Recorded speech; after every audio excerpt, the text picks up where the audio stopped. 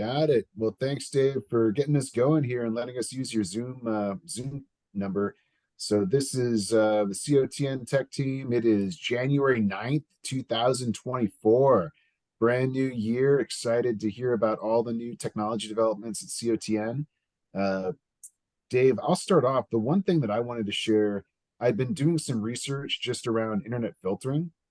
So uh, I scoured the internet for ideas on this, and I was kind of blown away by how difficult it is to find affordable internet filtering or even free options.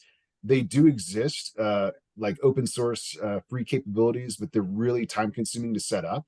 So, and then it's interesting. There's a whole spectrum, right? There's kind of like the free do it yourself, and then there's the we do everything for you, but it's really expensive. And I'm talking on the order of like tens to hundreds of thousands of dollars expensive.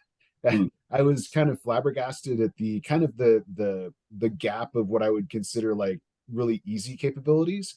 The best option I found, at least that I based on the research I've done so far, is called cleanbrowsing.org, and it is a subscription service. But it's relatively reasonable, and it looked like the best balance from a cost to feature capability. It also came with a lot of reputable reviews. So it's something that I think we should definitely look into. It's about $300 a year for 100 devices, which is still it's not free, but 300 bucks is like, yeah, it's doable, right? And if you think about our computer lab presence, right, 100 devices would probably do, I don't know, what, two or three countries easily. I think we only had like maybe 15 laptops and or computer lab systems in Sierra Leone. So it might be a good way to start out.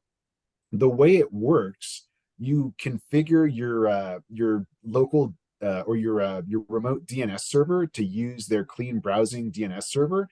So it's like I'll tell you, as somebody's in information security, this is not foolproof. You could definitely figure out ways to bypass this if you're a smart kid. So the way it works, once you set up the DNS servers, if you were to go to say playboy.com, it would just not allow you to get there, right? And it has a whole list on its server that of stuff that it knows is pornographic, and you can actually set like categories of things that you don't want, which is great, right? You could say beyond pornographic, there's like I think they've got like gambling, violence stuff, so it's like configurable.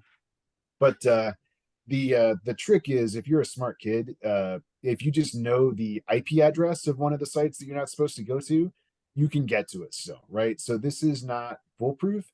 It's really more of a first level defense. Like let's stop people from obviously getting to bad stuff. But I think it's definitely like a worthwhile, especially from just a due diligence standpoint. If we put internet connected computer lab, we really need to have some kind of filtering to keep kids from getting to anything bad. In the US, there's actually a legal requirement for schools. Schools have to have filtering in place. So depending on, I would kind of doubt that many of our countries have that law, but it's just generally a good idea. So anyway, I wanted to throw that out there, and it could be something that we look at if we do a project to internet connect the computer lab in Sierra Leone. I would definitely recommend doing that in and also bringing in like a cleanbrowsing.org type filtering solution at the same time. Yeah, I think that's really important because we were having conversations with our education department and each of the education directors. Right now, our computer labs are an intranet, so they're sealed and they're using their That's own the same. IP and their own Khan Academy and all these programs, which is great. And because at the time there was no Starlink, which I have an update on that, they weren't even going on the internet. They couldn't afford all the bandwidth and all that. The road is coming clear that once we get Starlink in, everything, of course, the internet is doable, fast, and everything. And that's where I would basically have each one of those locations have it signed up. Because right now the staff are using it and there's some support for communications, but the computer labs are not using those Starlinks yet. But my dream is that we're going to have university students going to college in the country using our computer lab or the signal, and they can take classes remotely from Sierra Leone or Malawi or Uganda. They don't have to live in England or Paris or Boston, or because they can be online in those courses. There's plenty of online college degrees. Um, so yeah, please keep that information because $300 a year is easy to sign up for something like that and have it as a filtering. So well done. Because yeah, we even some other people we were being approached with, then we meet with them and it was like $10 a month per item. You're like, what? Yeah, They want to you soak can a lot of money. So you can spend a lot of money on this, and like I said, this is not the bulletproof solution, right? But the amount of money that you have to pay for one of the more capable solutions is like I said, on the order of tens to hundreds of thousands. There are definitely school districts out there that are paying like 100,000 a year for filtering for their libraries. It's not, yeah, it just depends on the money, the wealthier school districts. Like I said, there's this big spectrum of people who have no money and they just have to figure out how to do it with open source tools versus the folks that have tons of funding and they buy these very lavish solutions that I looked at and I'm like, oh, they're really cool. But then you look at the price, it's like, no, that's a little bit more. I think the reality is there's got to be staff accountability over the logs as well, right? Like just making sure that there's a regular drumbeat where they're looking at what the kids are looking at. So, hey, what is this? And the other good thing about the computer lab is it's a little bit hard to do bad stuff when you're centrally watched, right? Like the way it's set up, the teachers in the center, they're going to see everything on the screens. And in fact, the monitor or the server software in Sierra Leone, which I assume we're using elsewhere, the instructor actually has all of the screens right on their servers. So it would be a little bit challenging for the kids to do something. But if you put Wi-Fi out there, right, like that's the problem. If somebody can get access to it in a private location, that could be a problem. absolutely. Well, so what's the name of that service again? Cleanbrowsing.org. That's the one that it looks like the my top recommendation at this point. All right. Well, I know we talk with a lot of different organizations in the countries where we serve and other countries. So, we kind of open source as far as if we know collaborating organizations and they deal with the same problems we do. You know, this is a common need. And for Steve and Andrea and anybody else listening, this has taken like, how long did it take to find that? Because we've been talking for this for years, trying to find an affordable solution. And sometimes it just takes a long time to find these affordable solutions. Yeah, it's something that you can find really easily if you just want to write checks. But if you don't have a ton of money, it's harder. The other thing too is I know we've been talking about it. Part of that is just my fault, Dave. I had to devote like 2 Saturdays to just searching, just Googling, right? And then like, oh, okay. Because I in my mind I thought, oh, as a tech guy, I'm like, this ought to be easy. And it's unfortunately not. The building your own open source is something that we could definitely consider. For example, there are like we can build our own firewall using open source tools and then leverage like some open source filtering. Like they've got something called Squid Proxy, which does filtering, but that then becomes yet another server that the people have to maintain, right? And after I came back from Sierra Leone, I realized that anything you put out there is going to break, right? So if you can use something that's internet based where you just connect to it, that's probably a better option just from a life cycle management standpoint, especially in a place like Sierra Leone where if it breaks, it's done, right? Like I think it could be a fun project to if we had some high school kids or college kids that wanted to try and build like a one of these kind of open source servers using ruggedized hardware, right? Like build it to not have any fans, can it handle extreme heat? Like that's something that could be a fun project if we ever get connected with student groups that are looking for interesting ways to help COTN.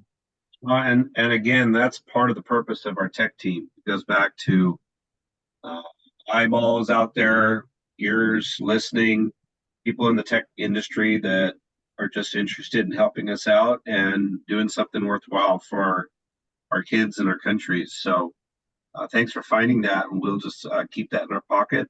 And yeah, if we've got I'm thinking of some college programs, especially in the IT realm, that'd be a really cool project for them to take on. Yeah. What And was I the name of the definitely product one more time, Jeremy?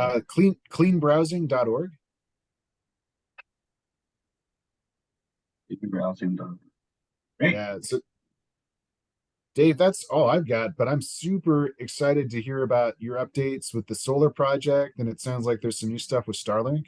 So go Yeah. ahead, let us know what do you got? Well, I got a whole bunch of stuff. So I think what I had said to you was I'm going to hold off the Leone Solar for just a second because I can quickly tell you that right now, this is the Starlink's website with the availability, and it pops up every once in a while a new country. So the status of COTN Starlink is that we put ourselves in the line years ago to get a Starlink. We have a Starlink in the Dominican Republic. It's a backup, as well as they've been using it in some of the school locations. So they're still open to locating it at a school if they wanted to have a live lab versus the intranet. So it's just a mass they can move around. The Haiti location, the community center has a Starlink. Again, that totally changed connectivity for our staff to communicate in the country with the current situation. We're traveling down there with staff. So to have meetings and to communicate and keep things going, it's been real difficult. But we've got a Starlink in Haiti. Uh, the Malawi Starlink is going. The campus is using it, and they've never had internet like that. As a matter of fact, they were paying pretty good discount price for um, you know, a handshake deal with a local vendor, and there's just stuff that wouldn't even load. It just doesn't have bandwidth with the trunk lines. And so Malawi is rocking and rolling with their Starlink, which is really great. When it comes to the solar project, I'll tell you how that integrates. As of today, when I look at the map, Sierra Leone will say starting of Q3 2024. My experience is that if you see a country like Uganda just says, well, actually now it says starting Q4 2024. If you look on the map and it says just starting in a year, that's very fuzzy. When they have a Q, like a Q1, 2, 3, or 4, that means they're actually getting a timeline to have it registered with their version of the FCC in their country. So as of today, it looks like Sierra Leone's going to be Q3 and Uganda is going to be Q4. It could be quicker. It could actually come earlier. And the moment they say yes, we get an alert email. Our generous donor from years ago uh, donated the funds for the kit, dropped the money in, the kit goes right to the site. And, neither site, none of the three sites even talk to me. They open, I don't know if you have experience with Starlink, but you open it up and it's like, the instructions don't even have any words. It's just like plug, button, on. So Nice. it's like nothing. Really exciting because we want to be able to bring for education purposes as well as I'd love to have real time communication with whether it's groups or churches or schools talking right to our kids in our countries. I'd love to have that kind of interchange, and you have to have something like Starlink. The African, unless you want to spend a lot of money, the African vendors they just do not have the bandwidth for speed. It's getting better, but it's just then it's costly. This is like USA is like $90 a month, and they everybody was the same price, and they took America up, and they dropped all the countries down. Oh, wow. So like they're like in the $50 a month range, Oh, wow. and that's very doable. Very doable. How that integrates with the solar, I'll just tell you, is that once the solar system is up for the live data, instead of having to pay for pop-up cards for internet for a local vendor, it's just plugged into it just goes right through Starlink. So instead of the real-time data from the solar systems, you have to pay for it. It just goes right through through the Starlink. So here's the exciting news. When you think about Sierra Leone being this totally remote, and you've been out there, Steve. Well, no, Jeremy, you've been out there. Steve, you've been out there in that part of the world. Andrea's been out there. I've been out there, and it's nice and quiet because there's no internet, and you can get away from it all, right? Well, no longer because the power's up, and this campus would be super dark. They couldn't even, they'd have the generator running maybe 8 hours a day and using all that fuel. So our partners, Worldwide Africa, that do manufacturing in Kenya, worked with us. These containers came from Kenya. What they do is they engineer all of the struts and equipment and test it and the framing, and they do all that, a dry run in Kenya, and then we ship it here in the containers and install it. And the team from Worldwide Africa and the Sierra Leone staff work together, do all the cross training. And then for this project, the fourth container we actually received in Freetown as part of a deal with a local vendor that we got it trucked up for free from the mining company, and Awesome. a streaming deal from one of the port companies to buy it. Since the campus was already trenched or electrified, you just had to trench over to the generator. Everything's already hooked up into the buildings. So it just goes right into existing wiring. And why those really heavy duty anchors is because the wind comes up and those are big sails. So what they do is they'll put big dugouts and they'll put the metal in and they'll pour cement around those anchors, and then those won't go anywhere. I'm going to pause right here if I can. Back. Oh man, sorry about that. What I wanted to share with you with that one picture is we had imported the here we go. We had imported all of the equipment, including the batteries, and there's a company in California that makes the batteries. And this is a photo with some of the government officials. Now, this is like a miracle photo because in the importation, they wanted to charge a lot of money for all the batteries. And the batteries are a brand new lithium. It won't blow up. It's a new lithium technology. And so, even the countries, nobody's ever even had these in the country ever. As a matter of fact, we sent some to Malawi. I'll talk about this later as a battery backup. And that was the first batteries that company had ever sent to Africa. They're like, what do you mean? What's Malawi? Like, where's that? And so these were the same kind of batteries, and the value is huge. And so the government agencies were willing, because of our Children of the Nations, Sierra Leone history, and the children's homes, and the school, and the clinic, all that legacy of reputation, they decided to waive the taxes for the batteries, which is a huge, huge blessing. And then the minister, she's standing in the front with the yellow flower dress. She just happened to be in town in that part of Sierra Leone the day they were doing the dedication.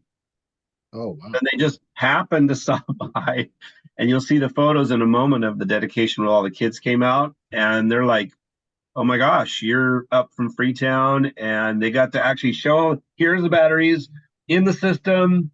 Thank you for waiving the taxes. It all worked out, and just incredible that they That's awesome. they were willing to do that. And then those are some of the data things I'll show you to say. Those are the batteries. So there's a lot of batteries. And then the container came up. Some of the team in Nairobi meeting together. The gentleman, the shorter gentleman in the middle, he is from Malawi. He's one of our graduates, and he learned the system in Malawi, and he came out to Sierra Leone to help do the install. So they connected and had an incredible job. This is just the starting some of the starting photos. Those are all the batteries that we shipped over, receiving them in the truck. And then you could just see they had to bring all the ingredients out, lay it all out. Dave Keller is part of our project management office. He helped to lead the team and work with the local contractors. So I'm just showing you all the dirty photos here, even the stuff laying around. So you can see there's just an epic land, earth moving, and you have to put them on pier blocks, and it's a lot of work. This is just a Herculean effort to do all of this. And what it comes down, and those are the anchors. So there's just tons of photos. I mean, I could show you photos forever. And of course, they have to train them how to clean them off. And there's all the trenching. Oh my gosh, it's just like pretty incredible. Suffice it to say, the entire campus is 24/7 powered now. Wow, that's awesome. Yep. And so what I'll show you is that the data is supposed to be 24/7, managed. Right now, there's a communication issue with because they're not on Starlink. But this is what a typical day looks like.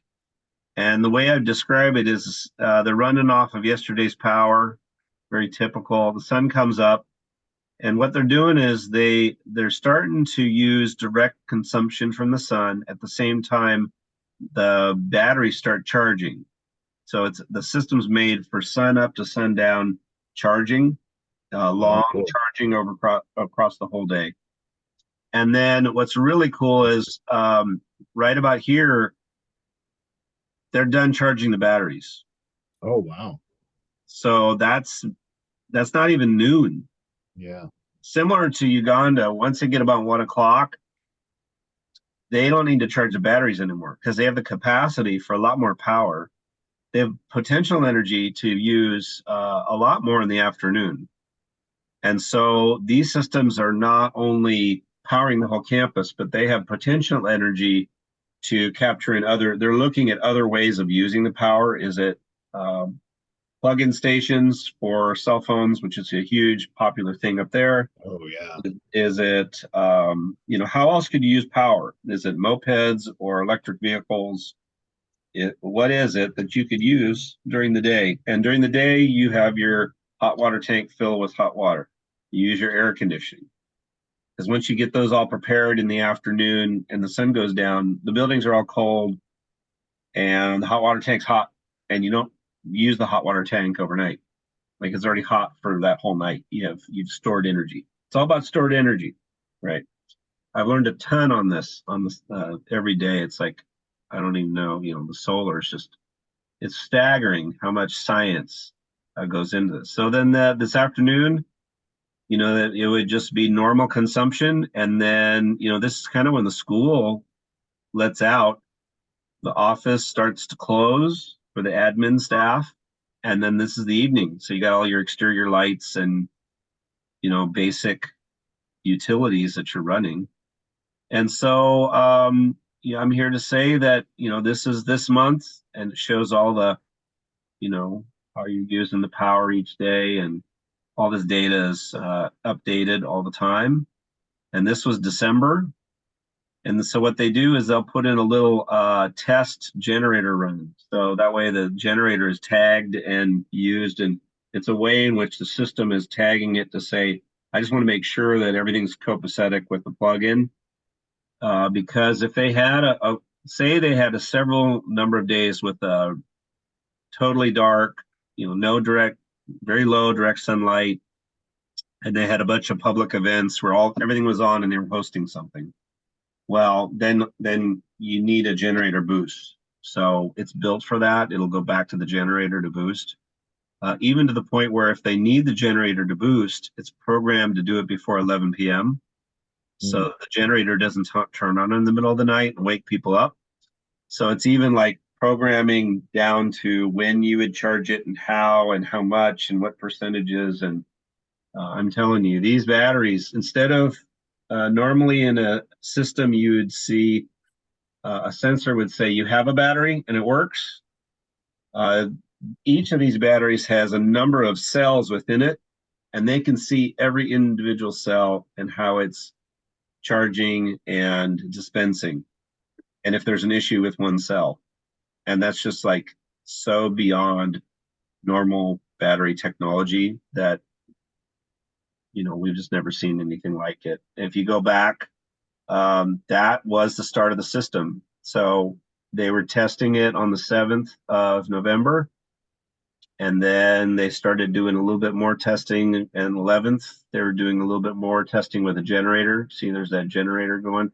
But before, the dedication was in here, and they were already plugging stuff in and testing it out. And, then they had another week or so to be there to do all the training. And what kind of bulbs to buy. You use the low power battery or low power lights, and all the ways to manage. And they went through a lot of troubleshooting. So our partners, World Light Africa, they have systems for each of our countries. This is the Uganda system, and this has been running since 2019. And you've got, of course, the same kind of portal, so I can go in and look at the same kind of usage and quantity. Sometimes the current status is up, sometimes it's not, because it depends on if the internet's connected. Yeah, that one's not. But we get the data later on. It's not a concern. So yeah, and then I can go into Malawi. Malawi is a battery backup because they were having a lot of brownouts. So what they'll do is they'll store potential energy in the system, and then when they do have a brownout, which is like 4 to 8 hours, which really shuts down your school. No longer. Campus is running on a big battery backup with the same batteries. And here's the thing, that's phase 1, and that is the battery backup from Malawi campus. We're going to be moving towards phase 2 of an actual solar. Those batteries just go in the system. It's the same equipment, you just transplant it in. So cool. We've got 3 campuses with connected technologies, just incredible. This is the Malawi campus, and again, that's the battery backup. Phase 1 is done. We installed the battery backup for the system, and then what we want to do is we want to be able to phase 2. We want to power with 2 containers with solar, the school, the lower part of the campus. And that's what we're funding. Primarily, we're approaching Rotaries because we're going to do a Rotary International grant. So we're presenting to, if you know any Rotaries that want to hear about this project, East Bremerton Rotary is doing the international grant. They're also going to do a district grant. So it's all matching. So basically, once all the clubs commit, most of them are doing like the $5,000 a club, and then individuals, then that gets matched. Then we have a business that's going to give about 25,000 over in the UK. There's a solar company, they do investment. Then the rest will be private, group, church, business donations. And these are all the parts. We have all the specs, all the materials for everybody to hear. So that's why you see 0, because the Rotaries are still doing the pledge. We're really focusing on a season of getting Rotaries to join a board. And what happens is a Rotary hears about this and they're like 100% yes. Then they hear of the international grant and they say, oh, we want to be part of it. We want to be part of that. And so they give their 5,000 or whatever they want to commit. And then their name is put into the grant. And it's just good experience it's hard to do these grants, the international grants. So the Rotaries, when they have a chance to hook up on one of these, they'll do it. So that's what we're going after next for the technology. And then the third, the complete, that's not even 100,000. That's just to add some more solar, and everything integrates. Everything integrates so that the potential energy in this case goes back to their grid. Because right now this campus is plugged to a grid in the long way, but they have the brownouts.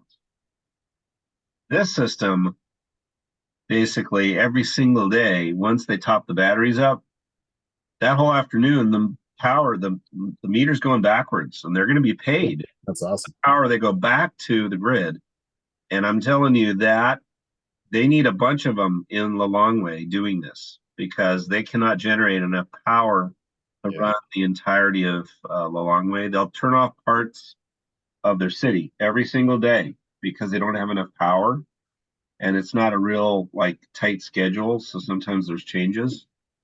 You have enough of these systems, they're going to generate the power, and they don't have to shut anybody down.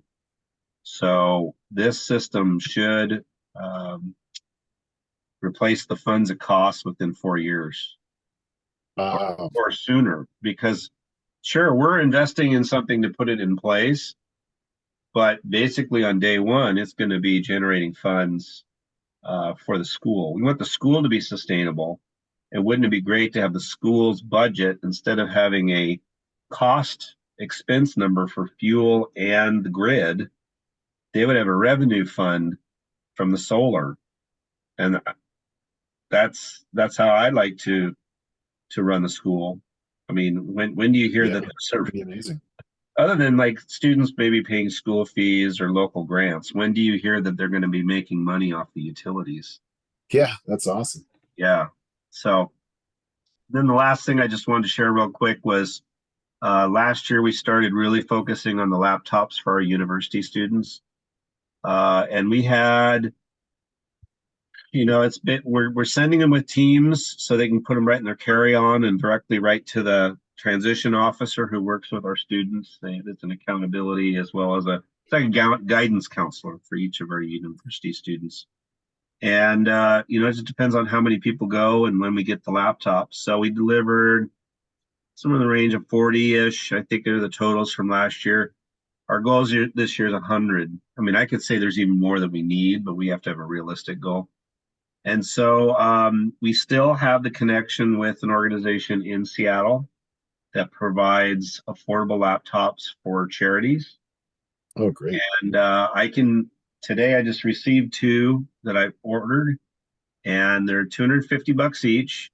Oh, awesome. And these are 16 gigabyte RAMs with 512 solid state drives. Wow, that's amazing. That's a And great deal. they call them a tier 4. So it's, it could be a Dell, it could be HP, the box itself and the specific make and model is not as important as the level. You're just buying like a certain level of laptop. And I would say that changed in the last year. We used to get the 8s and then the 16s. A little bit more, but we're at least getting 16. Sometimes we get a 32 RAM. Whoa. And with the solid state drives, those, we're not getting university and then a staff laptop, or you're not getting those changes on different types. They're all screaming. Like I'm running a meeting on a laptop I get from this vendor. I've had the laptop for 4 years. I have not traded it out. And it even survived me pouring a cup of coffee on it. And our IT department pulled it apart and cleaned it. Ah, And so, these are working and they're working great. So $250 gets a laptop for a university student. We order it, we prep it with the basic programs for them to use in university, send it with a team directly to a student. So we've already had a few donations come in. So we're looking for people if you just go on our website if you just really go to projects and it's just laptops for university. So we'd love to send a lot over there. Students there are some computer labs that they have access to in some schools, but most of the schools are needing to have the files, the shareable files for their homework, the term papers, like everything is turning into what it is here for coursework and meetings. There's online meetings, Zoom meetings, just like they are here. So the laptops are like the tool they need. They got their brain, they got through high school. We got them a scholarship or a partial scholarship. We got a place for them to stay. We've got the accountability and the transition officer. How's it going at school? Like all those layers that we take care of to help launch our students. We got all that in place. It's just the laptop that's needed. So asking for people to consider donating towards that. A lot of great stuff. I mean, that Sierra Leone project took like 3 years. Friday meetings. We're all kind of like taking a break and saying, well, when's Malawi? We'll do some fundraising, and then when we're about 80% of the project, then we'll start talking about manufacturing of the materials in Kenya, confirming the specs, confirming the batteries, all those things. Malawi system, we bought the batteries. So you think of inflation, that was one of the big key things about phase one of getting the batteries there as a battery backup. Inflation won't change the cost of the batteries. We already bought them. So that alone is going to be saving us a whole bunch of money. The company that makes them, very impressed. They still don't know what to like. Well, now it's in Sierra Leone. They can't believe it. And we're working on a new video to work with our Worldwide Africa folks because they have some footage and things from Sierra Leone. They and we have partnered because we want to promote manufacturing in Africa. We've already said to them, okay, you're Worldwide Africa, Kenya. We would like a Worldwide Africa, Malawi, Sierra Leone, and Uganda. And Steve would say Liberia. And we'd agree with that.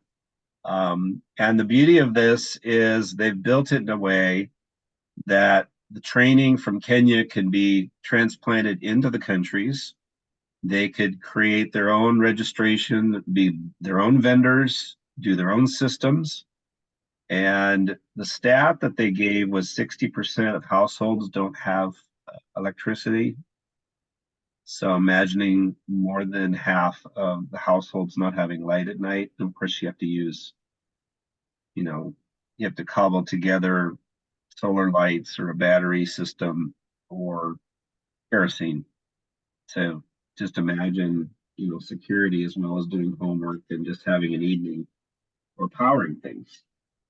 Sky's the limit when it comes to helping to bring energy to Africa. And I'll tell you, as a global shipper, it is way more affordable to manufacture down there in Kenya and send it over to an African country than it is to send from here or from Asia or from Europe. The Malawi project, they'll drive it down to Malawi. That's what they did in Uganda. Let's drive it over. I mean, that's light years away from having to ship it all the way across the planet. So, all you greenies out there, some of you listening to this meeting, we're green too. So, there's your update. Yeah, that's awesome. Dave, what's the name of the company that builds those batteries? Oh, I knew, man. I've got it here somewhere. Yeah.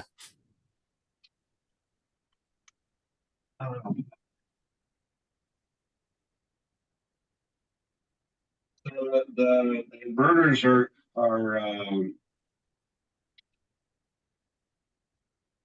the batteries are called Home Grid, and it's called a stacked series. And I'll show you. I can hold up a piece of paper here. I know it's not very techy this is still kind of high tech if you're in a meeting and you just okay, so here's my transition on the PowerPoint. Okay, so Nice. they sit on a pedestal and there's a controller on the top. Okay, so then you can stack the batteries and there's a configuration of power. So you can have Oh, two, cool. That's three, really cool. four. So what we did was in Malawi we have 3 5 stacks, which means you just have to send a few more, to add power. So you don't send it. You don't send all eight. You can you send more modules and then or more stacks, and they send you can stack them. And then in Sierra Leone, I believe it's 4 6s. And then yeah, and then they just stack. They're made for people to use at home here, so you could just plug them in to your house, and then they just sit outside or in the garage. I'm actually thinking of having it at home because it's Yeah. there, and then you go click, click, click, click, and it plugs in, and there's a little readout. Um, the inverters are called Sunny Islands, and anybody in the solar technology realm would understand what a Sunny Island is, and it's a certain amount of power in each one. And of course, it's got all the diagrams. This is what I provide to the Rotaries because there's always someone who's a solar techie. It's like, well, here it's in. I gave it to you in your folio. I printed it all out, but it's got all the specs and all the connectors. So that's just a diagram of with all the tech support items, and then they could put it online. And then they have what's called a multi-cluster box. There's a photo in that photo set that I had. So it's a box think of it as a box inside one of the 20 footers. And then if you were to open the box up, you'd have tons of interconnected wires. So it's a connection box, and it keeps everything synchronized and all beautiful. Um, so that you can connect all the inverters and all of the panels all together, and then the rest they're getting down there in Kenya and putting together. So that's the put the sheet up on the screen. Low tech presentation. I have a PowerPoint presentation, but even that, if I was to go into all that stuff, they're like, meeting's over because too much information. But just amazing work to be able to work with them. And they love the collaboration with the in-country staff to figure stuff out and do all the training. And then each of our in-country organizations with Worldwide Africa, they've designated a person and a backup person. So if there's ever an issue, they just call over and go, oh, hey, I need a top-up card for the minutes because I'm not getting the data. And then like they can go in and fix the mast for the internet. And of course, Malawi's running on Starlink. So that data just That's awesome. that comes Yeah. right over, and that's no cost. Well, that's just we already have Starlink. We're already using Starlink. Yeah. Cost in that sense, it's not a cost, but yeah, That is so cool. yeah, really cool, really exciting. And we'll Dominican Republic has grid, and we'll work on developing that out in the next couple of years because it's not an urgent need. Haiti, it's pretty low energy use, so they're looking at an in-country solar provider because it's a small scale site. It's more of a community center during the day kind of application. What I will do is I will share I do have some live data um, from the Uganda system. So just to give you an idea, it's basically telling you that right now it's in the evening, over in Lyra, and based upon the time thing on my phone, it's 2:52 a.m. So of course nighttime, and it's discharging 0.86 kilowatts for the campus. Everybody's sleeping, but there's no doubt there's a few things running, and then of course the lights, outside, probably a few radios or something for the guards to listen to, and then batteries at 72%. So they'll definitely make it. Batteries will probably be in the 60 to 55% range when the sun comes up, and then it just ramps right into charging again. So I like that, you know. Really cool. Yeah, it's amazing. I think it's uh, really important to note that foundational to anything else is stable power, right? It's almost not worth talking about expanding computer labs or remote teaching or anything like that until you have stable power. So this is definitely the really important foundation. Like that was the really big deal for me when I visited Sierra Leone. They did not have stable power, right? They only had generator during the day. Um, they had I was actually in the middle of teaching a class on in the computer lab, and they hadn't told the generator runner to keep it on, and it like right at the I think it was like right at like 5 o'clock, it just went off, and I was in the middle of like and all of a sudden the lights went off, the computers all turned off because we didn't have time to shut them down. So it's like, oh, great. So yeah, without power, there is no technology. Yeah. That's you gotta have that first. Well, and I can imagine for the campus, they're like, "Yay, the power's all on," and then they're like, in that evening, you're like, "Oh wow, this is for the first time ever." They're saying this is what it looks like at night, Yeah, everything lit, you know, because they'd have the generator running, but they wouldn't have all the buildings, they wouldn't have all the circuits on because it'd be maxing out the generator. So I think about other like-minded agencies, organizations, government buildings. I think about the in these countries, they got all the cell phone towers. They got to have some kind of battery backup. You know, how much power does that use? Do they need one of these? All the clinics, um, regional offices, government. There's a lot of applications for these, and so people are starting to like figure it out. And the 20-foot container concept is basically your test ship, stuff's inside, frame, put a fence around it or some protection, and like it's a unit, and you plug it in for a location. It's really a slam dunk. So yeah. we're excited. I can't wait to go back. I don't know when we'll go back to Sierra Leone, but it's going to be so weird because it's going to be Yeah. lit up at night. I don't even know what to do with that. Um, and our campuses are where we host the venture teams to go to visit. We've got the children's homes are there, and so we want them, lit at night to do homework and activities. The full school, the clinic, the administrative office, all the outreach programs are run through that campus. And so now with power, you can talk, and the computer labs there, like it supports all that.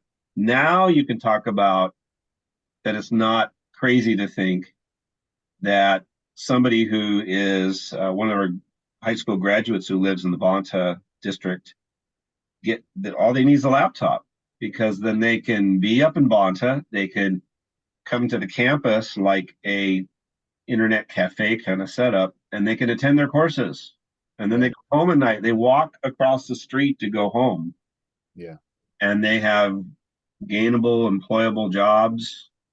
What would it look like to put enough cell up there where you could get people working for global employers? I mean, it's a game changer. Instead of having to try to get visas to move students across countries to go to university, when you can have online classes and collaboration and employment. I mean, COVID had a lot of downsides, as you can imagine. That's putting it mildly. But one of the potentials it showed is a lot of people can work remotely. Oh yeah. People in countries can all work remote. Um, and it also says that we can work here and they can work there. We can collaborate. So Yeah.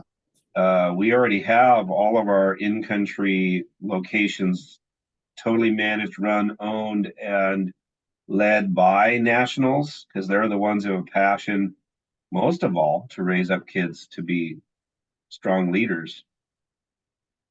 We just collaborate.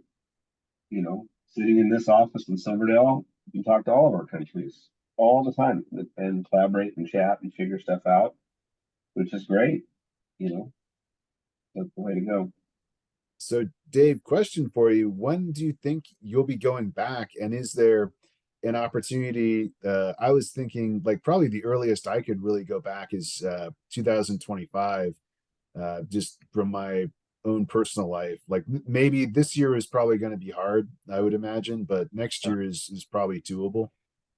Well, I know I've got my plans are, you know, everything works out. I'm going to be leading a team to go over to Uganda in the summer of 25. Okay. And then depending on when the Malawi system is ribbon cutted, I'll be taking a smattering of Rotary Mhm.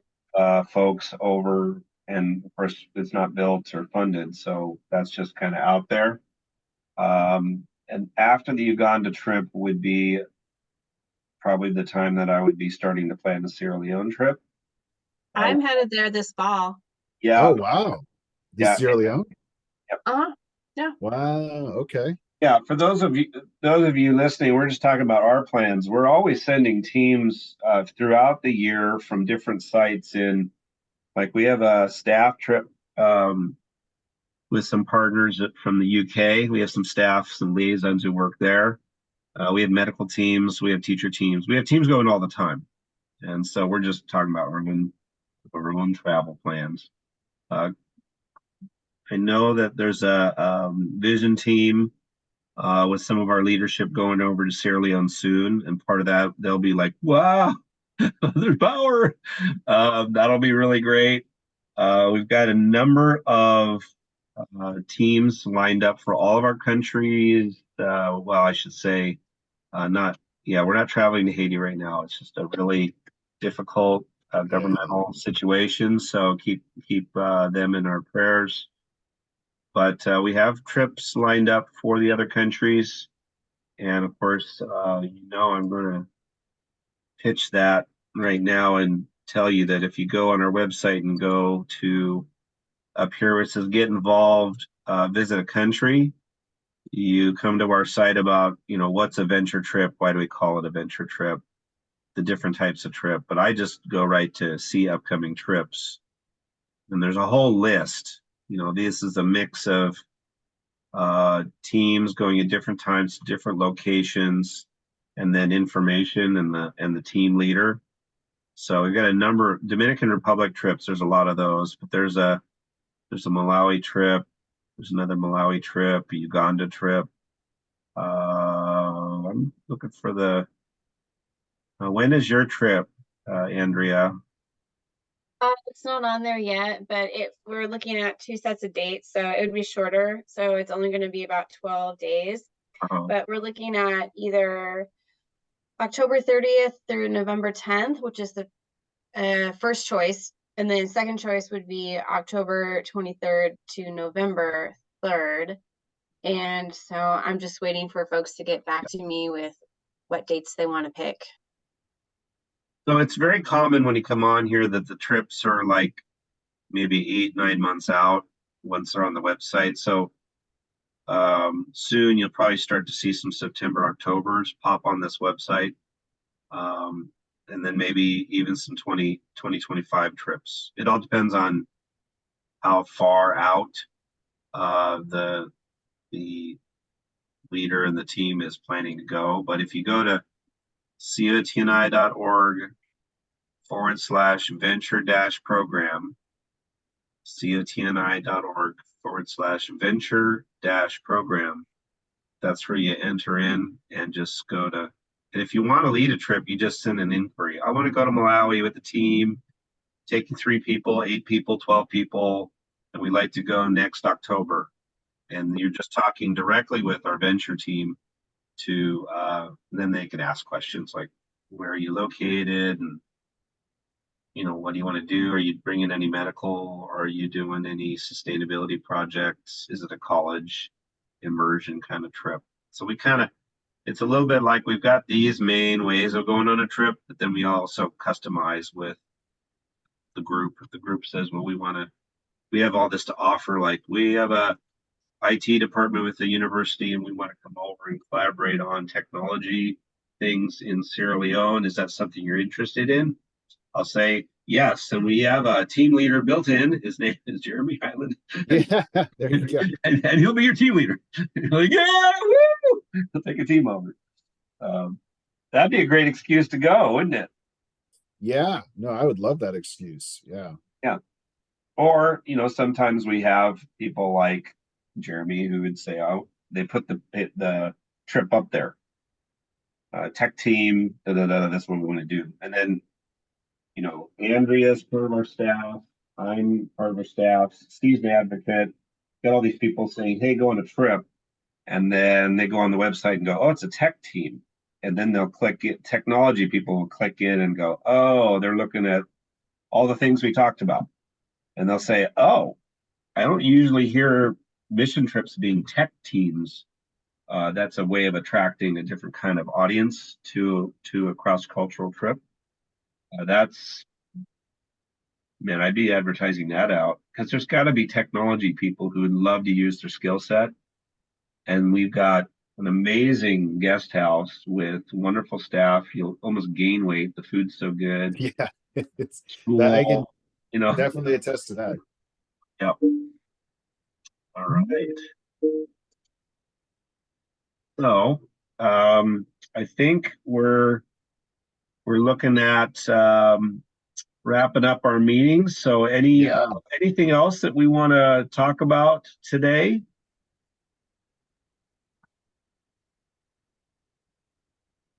I think I'm good, Dave, unless anybody else has anything. Steve, Steve, I know you've been doing a lot of things. What you just mentioned before the meeting about you do recruiting work. So you want to just do a shout out real quick on that one? Yeah, technical recruiter looking for companies that need people and need a recruiter to help find those good people. So, and then also in a job search, just looking for a job that'll pay the bills and allow me to do ministry. I love ministry, and if I could figure out a way to make it pay, I would do it full time. But God has that plan, and I've chased down that tree a couple of times, but currently serving with EMA in Liberia. And as Dave said, an advocate for COTN and everything you guys are doing. So yeah, that's my shout out. Awesome. Well, we wish you the best. And I think anybody listening into here, if you're looking for that kind of service, Steve's your man. And, Steve goes back to the origins of COTN with our founders, Chris and Debbie Clark, and can tell you all tons of stuff about COTN as well. But we just thank you, Steve, for being such an advocate. And that sounds exciting. That's like a new twist on recruiting where you're recruiting for a lot of different, it's like you're providing the service for a lot of different companies and you've got a lot of connections. So that's really, really cool use of your skills. Yeah, thank you. Yeah, absolutely. And Andrea, I'm sure you've got a lot of things going on with working with groups to do activities between going on trips and you're hosting a trip, as well as group and church activities. And if anybody out there wants to do amazing group activities to impact children overseas, Andrea is the one to contact. And so we'll be including people's contact info when we send this out. I'll put this as probably the easiest just to put it in a Google spot. It seems like a lot of people can attach to Google unless everybody's pulling out. That seems like a good collaborative spot these days. Everybody can SharePoint. You can't see stuff. You can only see your own organization's things. So I think people still keep the Google going. All right. Well, thank you all. And again, if you're looking for doing one of these meetings quarterly and plugging in, hearing some cool stuff and making a difference, please join our tech team. Really just collaborative minds transforming nations. How's that for a tagline? Perfect. Or technology transforming nation? I don't know. We're still working on the byline, so we'll work on that. So thank you all so much, and God bless you. Have a wonderful. Oh yeah, Steve. Can I get the name of your vendor that laptops? Yeah, it's called Interconnection. So Interconnection. It's in Seattle, and then what you do is if you're a charity, a nonprofit, like like a private school or a public school or outreach, local or global, and you just register with them. And then that allows you to go into their store and you can buy things on their catalog. So they'll, sometimes they have tablets, but mostly it's laptops and devices. And then Okay, cool. they're getting it from, like, this stuff still has the warranty from the original, manufacturer. So it's top flight stuff. They all test it all before they send it to you. So they have Good. All right, good. Well, thank you very much. Really appreciate it. All right, that concludes our meeting. We will meet in probably April, probably in the quarterly meeting. And so thank you so much for watching.